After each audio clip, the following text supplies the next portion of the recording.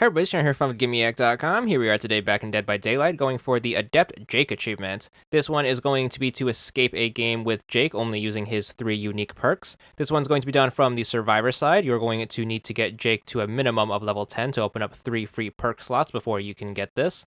So once you do that, you are going to want to make sure you set your perks. These are going to be the ones you want to equip and only equip. You want Iron Will. Then you are going to want this one in the form of Calm Spirit, and then finally you're going to want to run Saboteur. Make sure you leave the 4th slot empty if you have that available to you, and make sure you do whatever you want for items, add-ons, or offerings.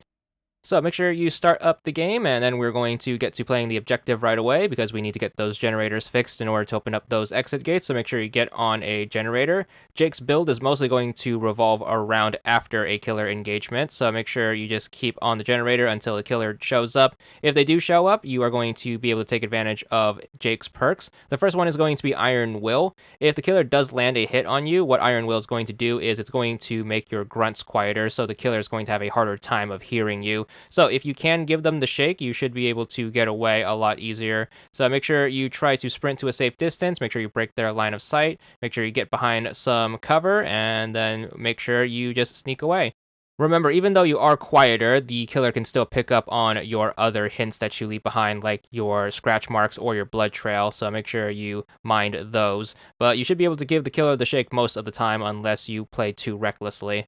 As for Jake's second perk, this one is going to be Saboteur. This is going to allow you to sabotage the hooks without a toolbox. It's going to be pretty useful as you don't have to lug around a toolbox with you, or you can use your toolbox to actually fix the generators.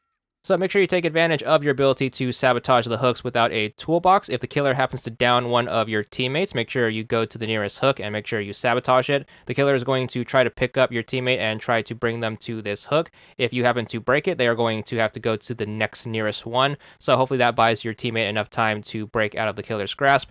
Keep in mind this perk is going to have a long cooldown on it, so don't go around and start breaking hooks like a madman. You do have to make sure you save it for when it is useful.